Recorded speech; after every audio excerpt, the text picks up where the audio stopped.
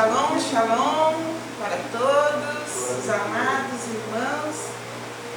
Mais um domingo, onde nós estaremos meditando na palavra do Senhor, desta feita, sobre o curso Missiologia,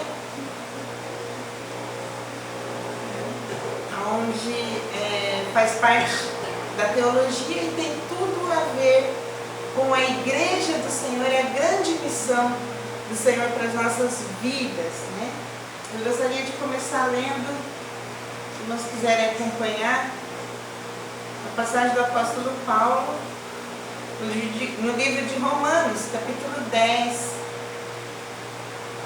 versículo 13, que vai dizer assim: porque todo aquele que invocar o nome do Senhor será salvo. Como, pois, invocarão aquele em quem não creram? E como crerão naquele de quem não ouviram? E como ouvirão se não há quem pregue? E como pregarão se não forem enviados? Como está escrito: quão formosos os pés dos que anunciam a paz, dos que anunciam coisas boas.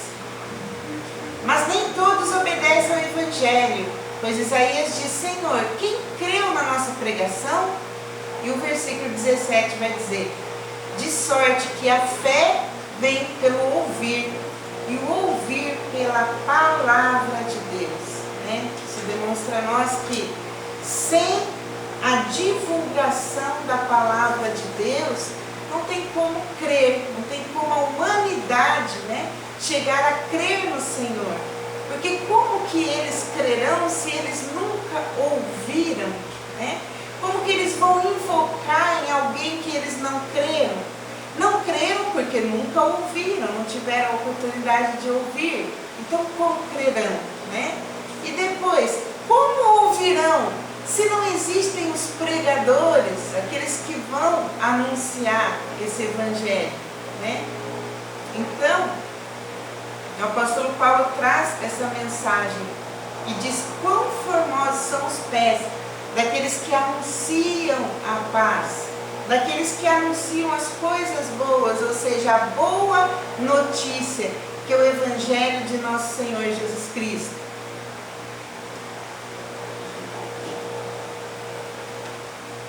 Glória a Deus. Vamos iniciar. A palavra missão, ela vai ter origem na palavra militere, no latim. Significa enviar ou mandar. E o missionário é aquele que é enviado. Como diz a palavra, não para aí. Ele fala assim: como crerão, como ouvirão se não há quem pregue? E depois ele continua: e como pregarão se não forem enviados? Aí completa exatamente o sentido de missão. Que missão está no coração de Deus, nasceu no coração de Deus, do coração de Deus veio para nós. O grande cumpridor dessa missão foi o nosso Senhor Jesus Cristo, o maior cumpridor. Ele cumpriu a missão. Existem muitos que dizem que não, que a missão ficou incompleta e que o Senhor apenas iniciou a missão. Não, ele cumpriu a missão, porque a missão dele foi para salvar. Ele veio para salvar. E agora a missão da igreja é fazer missões. Que missões que é essa? É divulgar esta salvação. Então por isso que a igreja é submissa, porque ela está sob esta missão do Senhor. O Senhor concluiu na cruz do Calvário essa missão. E agora o seu povo, submisso a Ele, vai cumprir esta missão de proclamar aquilo que já foi feito na cruz do Calvário. Então é muito importante saber isso. Então aqueles que são enviados, quando a igreja envia missionários para fazer a obra, significa que está desenvolvendo missões. Lembrando que missões existem várias vertentes em que é realizada. A missão não é feita apenas de se pregar o Evangelho. Mas a missão também pode ser feita na retaguarda, que nós podemos colocar assim, que na vanguarda são aqueles que vão com seus pés, mas a missão também pode ser feita com seus joelhos, aonde você fica na retaguarda, orando, intercedendo pelos missionários que foram, né? E também existe outra vertente da missão, né? Enquanto tem os que intercedem pelos que vão, tem os que vão e tem aqueles também que vão contribuir para esta missão, ou seja, vão contribuir, vão financiar esta missão para que os missionários estejam indo usar o seu dom, o seu talento, o seu chamado para a salvação de almas. Então nós vemos que o maior missionário de todos os tempos foi o nosso Senhor Jesus Cristo. E nisso ele chamou os seus discípulos. E o que ele disse aos seus discípulos? Ele disse: vinde a mim e vos farei pescadores de homens, né? E ele foi falar isso exatamente para os pescadores, né? Homens que eram pescadores, como Pedro, André, né? Pedro, Tiago e João e outros, né? Que trabalhavam ali na pescaria. Então, aí ele disse: vinde a mim. Quando ele chama Pedro e André, ele fala: eu vos farei pescadores de homens. Aí eles ficaram interessados, falaram: mas a vida toda a gente pescou peixe. Agora aparece esse homem enigmático, muito misterioso, e falando em pescar homens. O que será que ele quer dizer, né?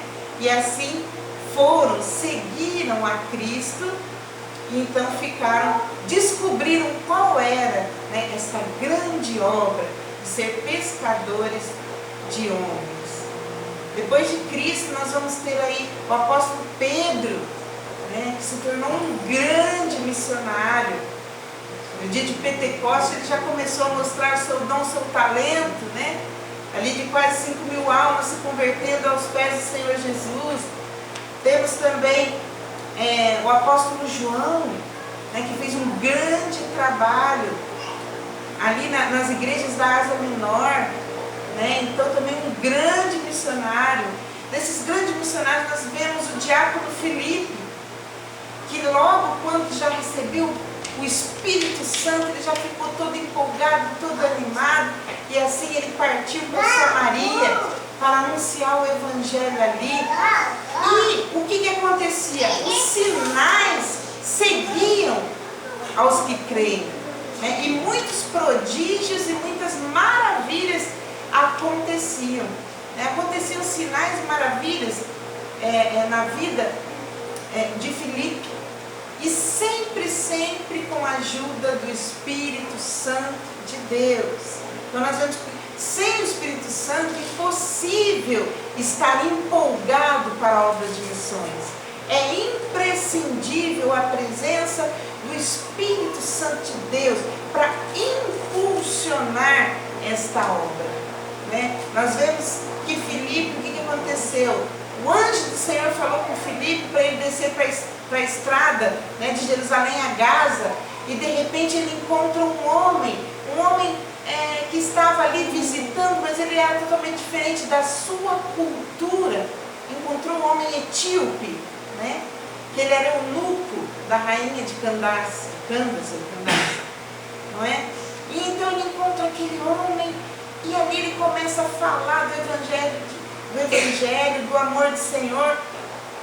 E aquele homem conhecia o livro de Isaías, né? E ali a eles estarem lendo descorrendo aquele texto, aí ele pede para que Filipe viesse falar, né, do que estava se dizendo as Escrituras. E quando Filipe começa a falar, ele começa a falar cheio do Espírito Santo, já na unção do Espírito Santo. E aquele homem, né, africano, etíope, com todas aquela cultura totalmente diferente, né? E de repente, o que ele fala? Quem sabe ao pensar isso, saber, eu não estou no meu país, né? Eu não sou parecido com os judeus. Será que alguma coisa vai me impedir? E aí ele faz essa pergunta, né? Ele pergunta isso para Filipe. E ele diz, né, o que me impede de ser batizado? O que será que pode me impedir? O que eu preciso para ser batizado? Filipe disse, não, você precisa crer no Senhor. Eis aí a água. O que te impede de ser batizado? Nada te impede. Porque se você crê no Senhor Jesus, é isso que é o importante para que você seja salvo, né? Não importava se ele estava, né, com os badulaques africanos todos, né, e aquela coisa, com a orelha furada, né? Não importava se estava com piercing, da forma como ele estava, se estava com tatuagens, não importava como ele estava, porque o verdadeiro evangelista, ele prega o amor de Deus para toda a humanidade, independente da cor, da raça, da crença, né? Não importa se é índio, né? Se é o cacique que está lá com todos aqueles adornos, não importa. O importante para ele é falar da boa notícia, é dizer que Jesus é poderoso para salvar, né? E isso foi tão maravilhoso que Pedro e João ficaram sabendo, falaram, vamos lá ajudar Filipe, vamos descer para lá, para Samaria, para ajudar essa grande obra aí que Filipe está realizando, né? Como diácono, ele realizando uma grande obra de um evangelista naquela cidade. Então realmente aquele homem foi batizado ali naquele encontro no caminho, né? E o nome do Senhor foi glorificado. E ao mesmo tempo começava a se estender para fora de Israel, para fora de Jerusalém, o Evangelho de Cristo. Começava a ser pregado para fora, né? Então era isso que o Senhor queria, que realmente todos viessem a crer no Senhor Jesus. E aí nós vamos ter um outro exemplo da pregação aos gentios, que foi para este eunuco. A missão começa a ser divulgada, e agora nós vemos Pedro, que era um homem, né, quem sabe conservador, estava sempre ali na sua cultura judaica, né, junto, né, com os rabinos e tudo, e com seus irmãos galileus e tudo mais, né? Dentro de Israel, não estava acostumado com pessoas de outras culturas e tudo mais, né? E de repente, chega alguém, bate a sua porta e fala com ele, que um homem gentil estava aguardando ele. Um homem centurião romano estava o aguardando na sua casa, que era um homem temente a Deus. Quem sabe passou pela mente dele assim, nossa, mas, né, um homem gentil, o Senhor veio, né, para os seus. Mas a palavra é bem clara em dizer que o Senhor veio para os seus, que eram judeus, mas os seus não o receberam. Portanto, todo aquele a qual, né, o receber, ele o aceitará. Né? Todo aquele que o aceitará, ele recebe, ao contrário. Então, o que aconteceu? Ele teve uma grande visão, onde o Senhor mostrou para ele todo tipo de quadrúpede, todo tipo de animal, animais imundos, como cobra, como rato, como... Imagina todos os tipos de animais estranhos, animais que a gente costuma, né, achar, nossa, né, que coisa terrível, uma cobra, às vezes a gente tem até medo, né? Mas não, desceu aquilo, ele viu tudo. Animais que dentro da cultura judaica jamais ele iria comer, como porco, né? Aí ele vê de repente aquele monte de animal dentro de um lençol. E aí o Senhor fala, mata e come. Ele, mas Senhor, como? Como eu poderei fazer isso, né? Aí ele disse, eu nunca coloquei coisa imunda na minha boca. O Senhor fala, não considere imundo e nem impuro aquilo que eu já purifiquei. E aí naquele momento batem a sua porta e ele consegue entender a mensagem do Senhor. Ele estava dizendo sobre pessoas, estava dizendo sobre os gentios, aqueles que não eram judeus. E então ele foi e anunciou a palavra do Senhor ali na casa de Cornélio. E muitos ali aceitaram a Jesus e ainda foram batizados no Espírito Santo. Olha que coisa maravilhosa. Depois disso a gente já vê a pregação também vindo pelo apóstolo Paulo, né?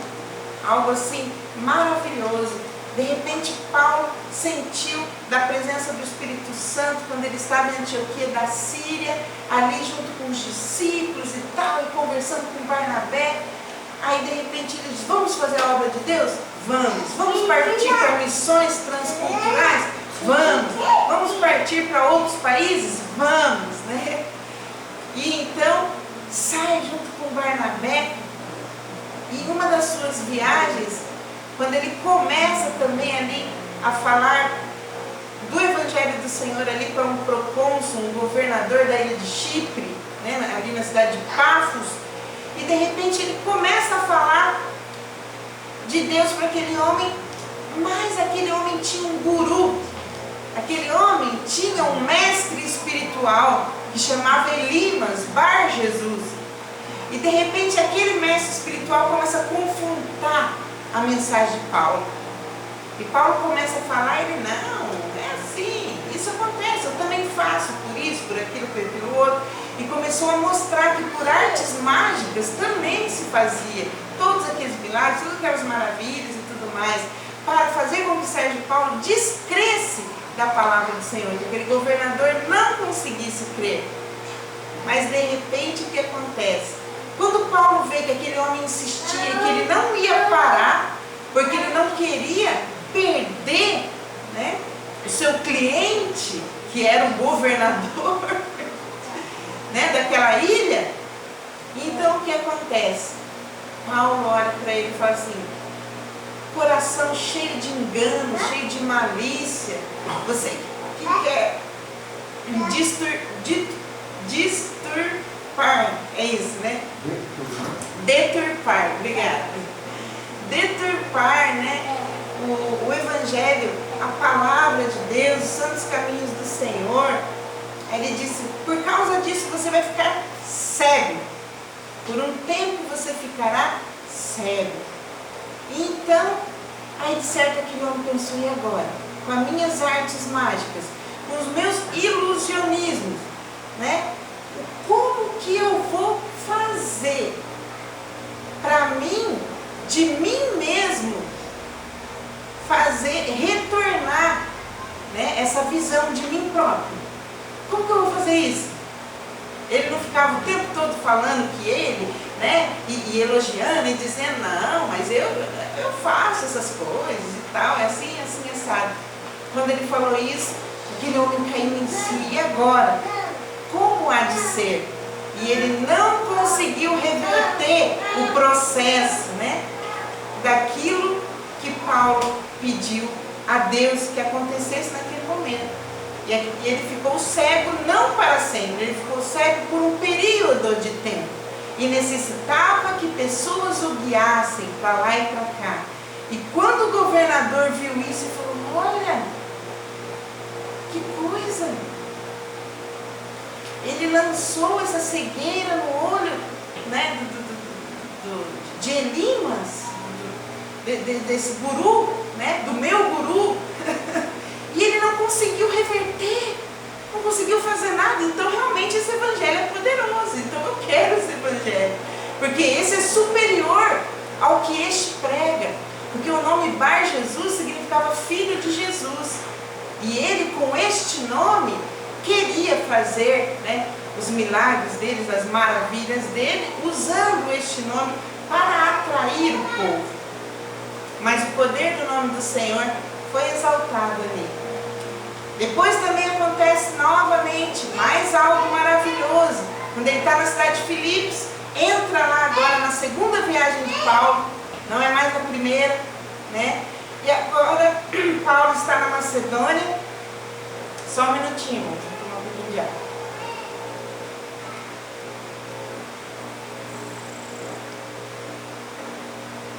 Paulo que recebeu, né, do Senhor, o anjo do Senhor que falou com ele, vá para Macedônia, né? E ele ali na cidade de Filipos, pregando o evangelho e tal, juntamente agora com Silas, o seu companheiro de viagem, e de repente uma mulher começa em público, né? Começa agora a falar, começa a elogiar Paulo. Olha aí está o servo do Deus Altíssimo.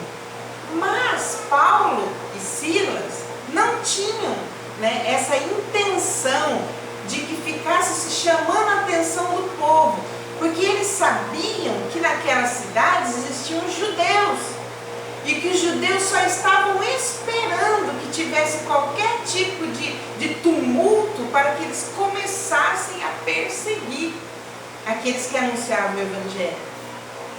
E então Paulo naquele mesmo momento falou: essa mulher não está elogiando a nada. E o Espírito Santo de Deus falou para essa mulher: vai te dar trabalho, vai te dar trabalho, porque ela está fazendo, né, um jogo ao contrário aí, elogiando, mas na verdade ela está gritando para chamar a atenção dos seus perseguidores, ou seja, ela está cheia de espírito imundo. Aí Paulo chega, expulsa o espírito maligno de adivinhação daquela mulher e tudo mais. Aí todos já conhecem a história, né? Por causa disso, aí há todo aquele tumulto, e eles foram presos, e agora está Paulo e Silas na prisão, foram açoitados, né? E é quase a meia-noite, eles estavam ali cantando louvores ao Senhor, né? Fazendo a obra de Deus, açoitados, foram perseguidos, mas ainda havia no coração deles a chama do Espírito Santo de Deus, a ponto deles louvarem. Eles não estavam ali murmurando, né? Não estavam ali reclamando: por que nós viemos para cá? Né? Por que nós vamos fazer isso? Se nós estivéssemos lá em Antioquia da Síria, teria sido muito melhor, né? Nós deveríamos ter ficado quietinho lá. Não. Mas eles saíram e ali eles louvavam a Deus por causa da perseguição. Era tão grande o amor no coração e tão grande o preparo e o chamado deles, que eles não se importavam com aquilo. Eles simplesmente louvavam a Deus. E quando louvaram ao Senhor, todo mundo sabe que aconteceu um grande terremoto, né? E as portas das prisões se abriram. E o próprio carcereiro, ao ver que não fugiram os presos, estavam todos ali, né? Ele ficou perplexo e disse: como que eu farei para receber, né, o Senhor Jesus na minha vida, para ser salvo?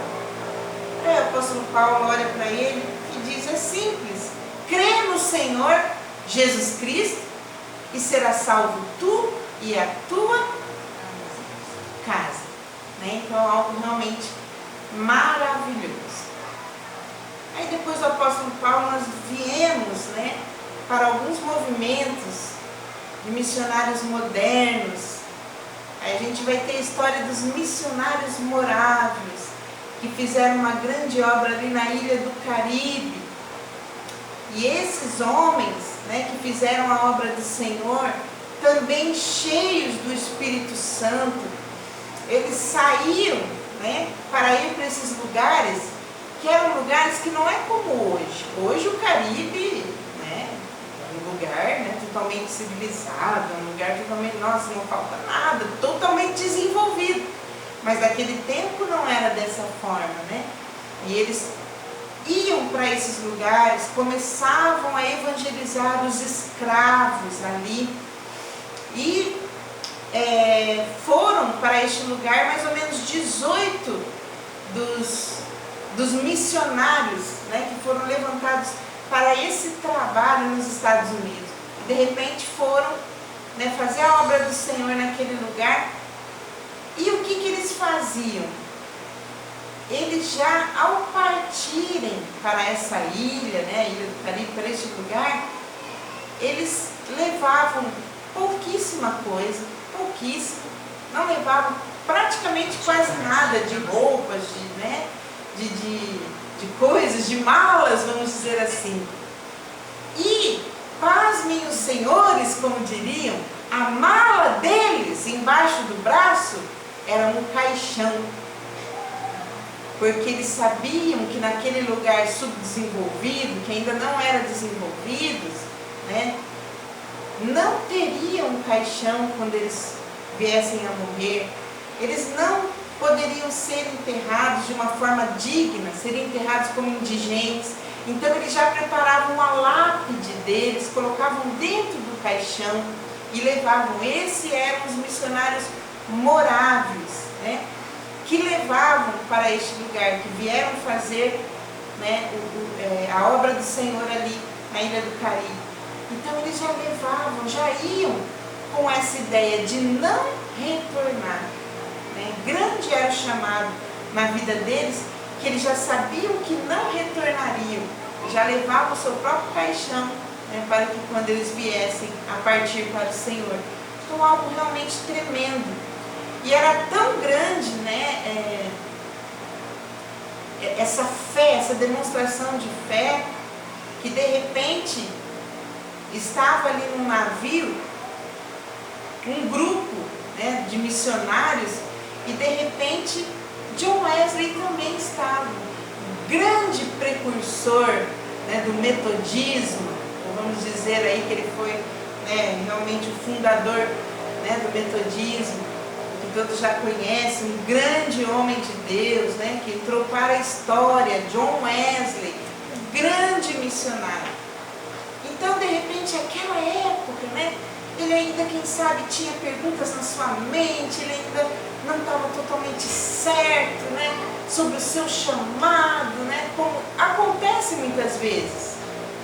E aí, com aqueles que fazem a obra de Deus, e de repente aconteceu que veio ali uma espécie de uma tempestade muito grande naquele navio. E aquele grupo de missionários que estavam ali, eles começaram a louvar ao Senhor, começaram a cantar, e eles cantavam calmamente, não estavam desesperados, não estavam naquele, meu Deus, e agora nós vamos morrer, saímos para fazer a obra, estamos nesse navio e não vamos chegar no nosso objetivo, não havia esse tipo de comentário, não havia, e agora os que eu deixei, os meus parentes, por que eu vim fazer essa obra, eu acho que não era de Deus, como normalmente seria, o pensamento às vezes, de muitos duvidosos. A primeira coisa que a gente pensaria, era, meu Deus, não era de Deus, porque senão não teria acontecido isso. Mas foi apenas para provar a fé.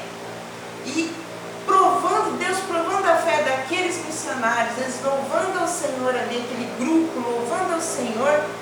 John Wesley falou, mas meu Deus, olha, eu não estou sozinho nessa não. Olha quantos obreiros do Senhor estão aqui nesse navio. E eles não estão preocupados. Eles estão louvando, exaltando o Senhor dentro dessa tempestade terrível, naquele momento de pânico. E aí então isso aumentou a fé. Isso veio para fortificar a fé de John Wesley, que foi o grande líder metodista, que todos já conhecem a história. Depois nós vamos ter também a história de William Carey. Quem foi William Carey? Ele é conhecido como o pai das missões modernas, porque ele teve a coragem, de sair da Inglaterra e ir de Londres, propriamente dito, e ir para um país totalmente diferente da sua cultura. De um país onde não tinha nada a ver com Inglaterra, não tinha nada a ver com inglês, não tinha nada a ver com nada. E de repente, ele aos 21 anos, ele já tinha aprendido sozinho o latim, o grego, o hebraico e o italiano. Estamos falando de William Carey. Em 1793 ele parte para uma viagem missionária. Para onde? Para os Estados Unidos? Não. Para a América Latina? Não. Para os seus amigos espanhóis? Não, ele parte para a Índia. Um país totalmente diferente, né? E aí o que acontece?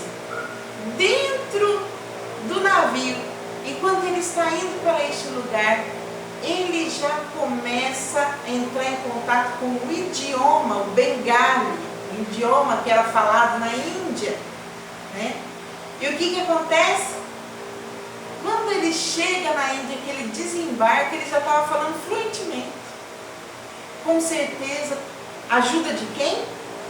Do Espírito Santo de Deus. Porque o Espírito Santo de Deus, ele financia o seu chamado. Ele financia o seu chamado. Se o Senhor te chamou, Ele cuida. É Ele quem garante a vitória. É Ele quem garante o sustento, né? Então, a mesma coisa aconteceu com ele. Você imagina se ele fosse apenas assim, não, eu vou, nossa, e agora? Como é que eu vou fazer? Né, quando eu chegar lá, para me falar olá.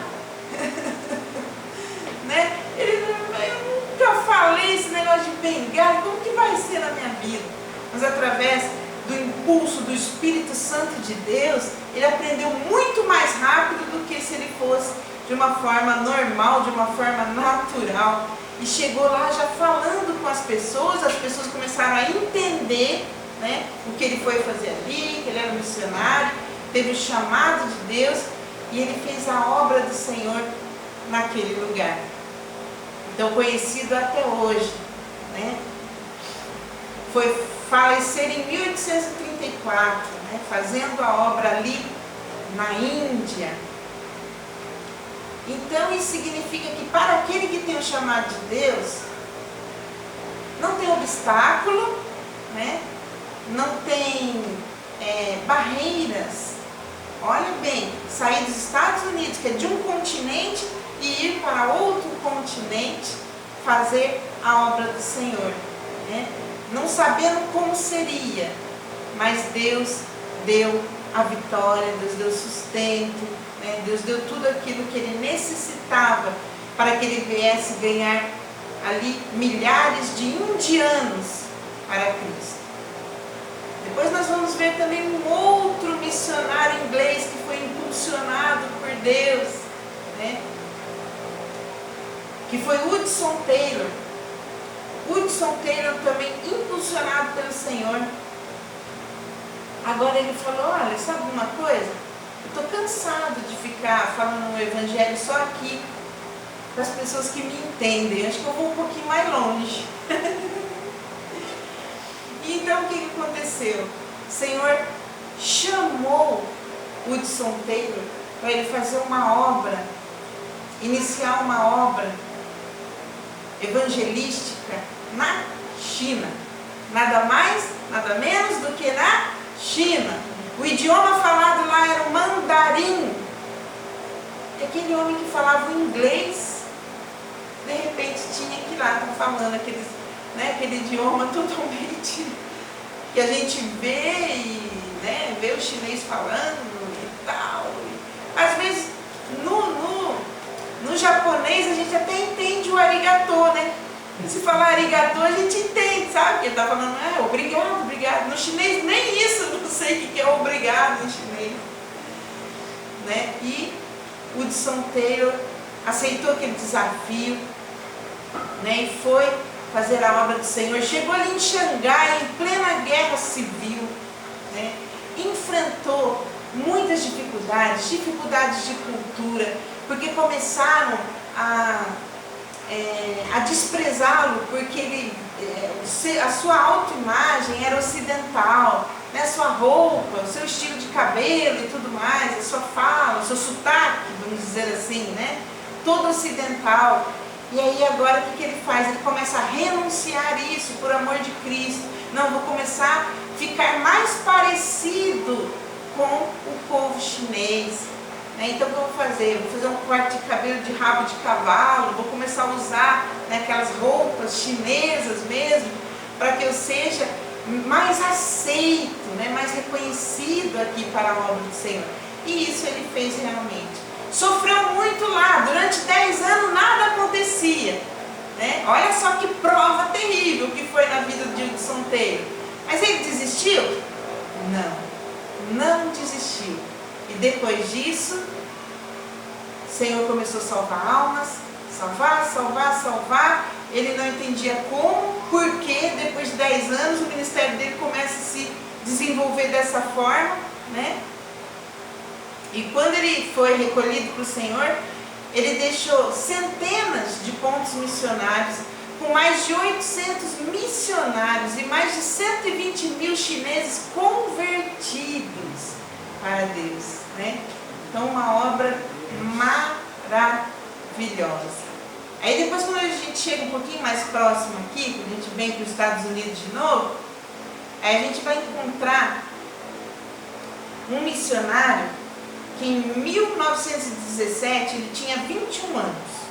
O nome dele é William Cameron. É importante, que eu acho engraçado de como que esses William têm o chamado de Deus para essas obras, né? Que é o William Carey, né? Foi fazer a obra de Deus na Índia, né? Aí depois a gente tem aqui um nome bem parecido, William Cameron, né? Agora este homem, ele deixa os Estados Unidos para fazer missões na Guatemala, né? América Latina, onde o idioma principal é o espanhol, normal. Então ele começou a se preparar, sabia que o idioma era espanhol e tal, né? Tudo. Então vamos lá, pegou a família dele, vamos embora, vamos para a América Latina, porque grande vai ser o mover de Deus, o trabalhar de Deus e tudo mais. Mas Deus tinha uma surpresa para ele. Quando ele chegou, né, ele chega e começa a conversar com as pessoas ali onde ele se estabeleceu. As pessoas não falavam o idioma espanhol. Eles eram oriundos da linguagem, do idioma maia. E eles falavam Colquiquel. É até complicado até para falar. Porque eram nativos. Então eles não falavam espanhol, que ele se preparou para isso. Não, eu vou chegar lá, né? A linguagem é espanhol. Tanto é que se você pegar no Google, você vai ver lá, fala-se o espanhol. Mas o que acontece?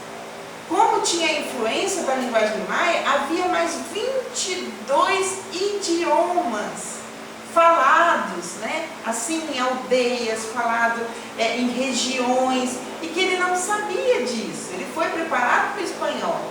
E de repente chega lá, o pessoal falava uma outra língua. Aí ele começava a falar do amor de Deus. Sabe o que eles diziam para o William Cameron? Deus não fala a nossa língua. Ô missionário, Deus não fala a nossa língua. Ele, mas Deus é poderoso, Deus é amoroso. Não, Deus não fala a nossa língua. E aí ele começou a falar, meu Deus, o que eu vou fazer? Aí o que ele pensou? Não, eu tenho que aprender o dialeto. Aprendeu o dialeto, se esforçou com toda a família, aprendeu o dialeto, começou a falar na língua deles. E eles continuavam, esse aí que você usa, esse. O quê? A Bíblia, sim, esse livro, Deus não fala a nossa língua. Ele falou, não, mas eu estou pregando para vocês de Jesus na língua de vocês. Não, esse aí, livro, Deus não fala a nossa língua. Nós abrimos aqui e ele não fala a nossa língua.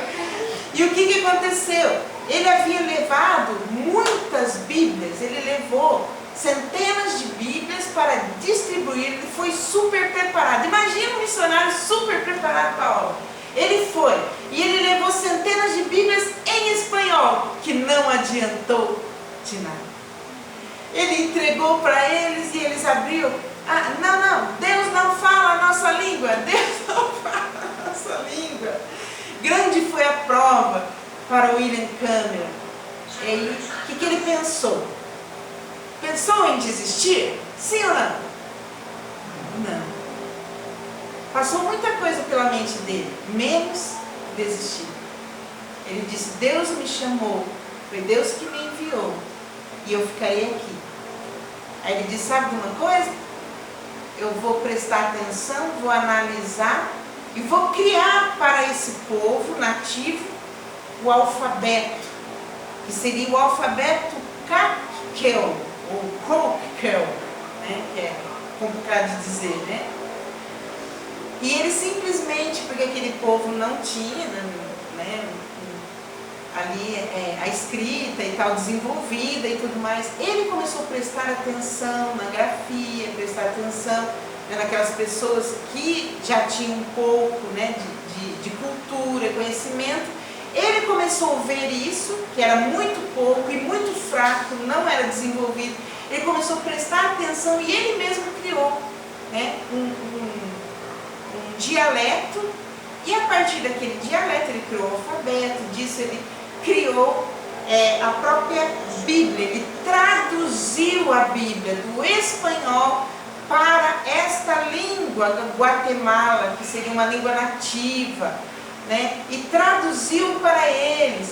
Fundou uma escola de tradução, que chama a escola Wycliffe, que existe hoje espalhada pelo mundo todo, fazendo traduções de linguagens difíceis para nativos, lugares que tem esses povos nativos, né, que não falam a língua principal da nação. E esse instituto trabalha para isso no mundo todo, né? E aí o que aconteceu? E aí ele pegou e criou o Instituto Wycliffe, aprendeu o dialeto, né? Aprendeu, fez o alfabeto, criou tudo direitinho, criou a escrita, traduziu o Novo Testamento e entregou na mão de cada um. Aí eles abriram a Bíblia. Imagina o que eles falaram? Ah, agora Deus fala a nossa língua. Agora Deus fala a nossa língua. Tá vendo, irmão? Aqui, ó. Deus fala a nossa língua. Deus fala. O Kokel, Deus fala. Deus é Kokel, Deus é Kokel. E começaram a falar isso. E com isso o Evangelho se expandiu. E grande foi a obra que Deus fez na vida através de William Cameron, né? Um grande missionário dos Estados Unidos, que foi fazer a obra na América Latina, em Guatemala, 1917. Olha que maravilha, de como Deus é poderoso e como que Deus dá os seus meios, né, para ele. Através da análise, né, Deus deu inteligência para ele analisar, estudar a linguagem daquele povo e criar a Bíblia do Novo Testamento para que aquele povo pudesse falar e que aquele povo pudesse parar com aquele barulho de Deus não fala a nossa língua, Deus não fala. A partir daquele momento nunca mais, né? Então depois foi espalhado aí. Hoje nós temos mais de 500 traduções no dialeto latino, através desse Instituto Wycliffe, através desse abençoado William Campbell. E como eu gostei desse nome William, eu vou trazer mais um William para vocês. E desta feita é o William Seymour, o grande William Seymour, né, que é o grande missionário que trouxe um grande avivamento que vocês vão conhecer, vocês vão se lembrar. Porque foi ele que fundou ali o avivamento na rua Azusa, o grande avivamento pentecostal, né? O grande movimento pentecostal. Ele ficou conhecido, né, como precursor do movimento pentecostal moderno, que foi William Seymour, também filho ali de afro, né, descendente. E o que aconteceu? Seus pais, né, eram crentes, serviam ao Senhor, mas ele sentia aquela chama no seu coração. E ele via que existiam aqueles que buscavam o poder do Espírito Santo e falavam em línguas. Mas onde ele estava, as pessoas não aceitavam. Simplesmente as igrejas ali não aceitavam. No próprio Los Angeles, que é onde fica localizada a rua Azusa, as igrejas ali também não aceitavam. Ele ia pregar nas igrejas eles queriam e gostavam da palavra dele, mas não aceitavam que ele tocasse no assunto da glossolalia, que ele tocasse no assunto de que existia o batismo no Espírito Santo. Eles gostavam que ele falasse que existia batismo normal, batismo nas águas, amém, glória a Deus. Mas se ele tocasse nesse assunto, eles não aceitavam, porque eles não aceitavam o movimento do Pentecoste, né? E ali ele começa a orar a Deus. E diz a história que William Seymour orava 7 vezes ao dia para que acontecesse o grande movimento pentecostal, para que Deus viesse virar o cativeiro, viesse mudar aquela história, né? E é algo tão tremendo que, para vocês terem uma ideia, no começo ele começou a ir nas casas, aqueles que aceitavam, né? Aceitavam que ele fosse, aceitavam o movimento que ele pregava. Mas ele mesmo pregava, mas ele mesmo não era batizado no Espírito Santo. Mas ele cria, ele tinha ele cria muito. E ele pedia, o maior desejo do coração dele era falar em línguas. Mas ele ainda não era batizado. E de repente ele começava a orar para as pessoas começavam a falar em línguas, mas ele mesmo ainda não era batizado, né?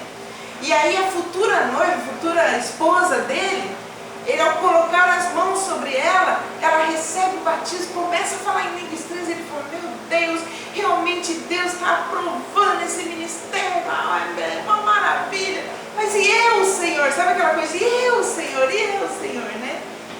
E aí então, com muita insistência, aí diz a história que ele ora uma vez, uma noite inteira.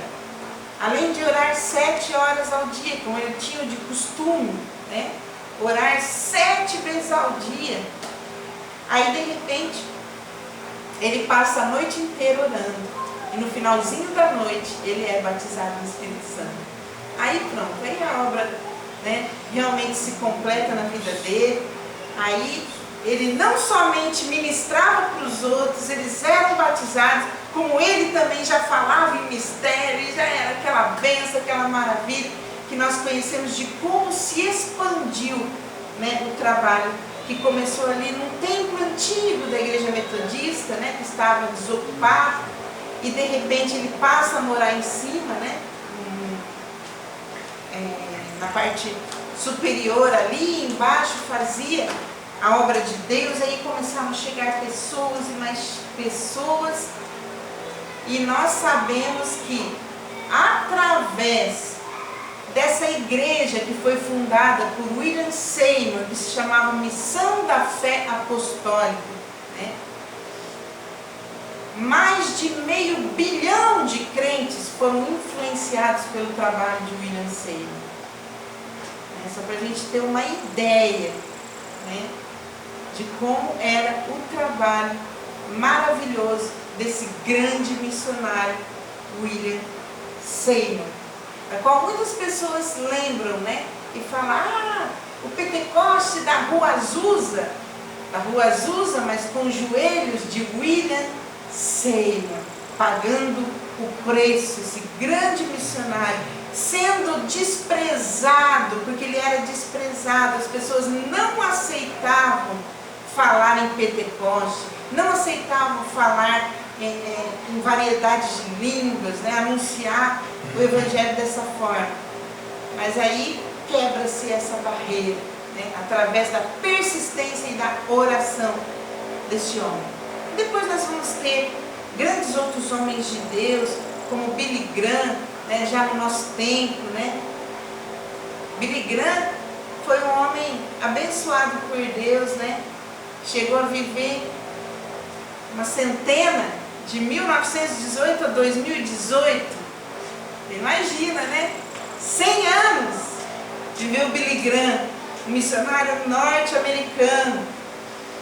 Mais de 3 milhões de almas se renderam aos pés de Jesus através. Não é 3 mil, não é 300, não. É 3 milhões de almas, conhecido no mundo todo. Evangelizou mais de 185 países, em todo o mundo, chegou a mensagem de Billy Graham, né? E depois nós vamos conhecer aí mais um de olhinho puxado, que meu pai gosta muito em particular de falar sobre ele, um grande missionário que revolucionou a história da Coreia do Sul, fundando as Assembleias de Deus na Coreia do Sul. E do Evangelho pleno, eles se filiaram à Assembleia de Deus. E então, quem era esse homem? Nada mais, nada menos do que o pastor Paul Yong-cho, um grande missionário, que começou com um trabalho de célula, né, fazendo reuniões familiares nas casas, né? E ali foi uma bênção, e disso ia para os montes, e passava noites e noites em oração, né? E colocou o povo para ter fé, né? Uma mensagem de fé, transmitia também aquele entusiasmo para que eles viessem buscar em oração. E de repente, a igreja de Poyong-cho comportava mais de 780 mil membros. Você imagina, né? É considerada a maior igreja do mundo, né? Isso só a igreja. Você imagina o impacto que teve ali, e com certeza foi de milhões, né? Ele teve impacto na vida do povo da Coreia do Sul. Então, algo realmente tremendo, e que Deus pode fazer nas nossas vidas, porque o Espírito Santo é o mesmo Espírito Santo que agiu na vida desses homens, também age nas nossas vidas, a partir do momento que nós aceitemos o chamado de Deus. Então, a igreja é chamada para evangelizar através do Evangelho do Senhor, do ID, né? O ID por todo mundo, pregar o Evangelho a toda criatura. Quem crer e for batizado será salvo. Então, essa é a grande missão da igreja: anunciar o Evangelho, levar as pessoas a crerem e a serem batizadas, para que haja transformação de vida e que eles venham viver como novas criaturas.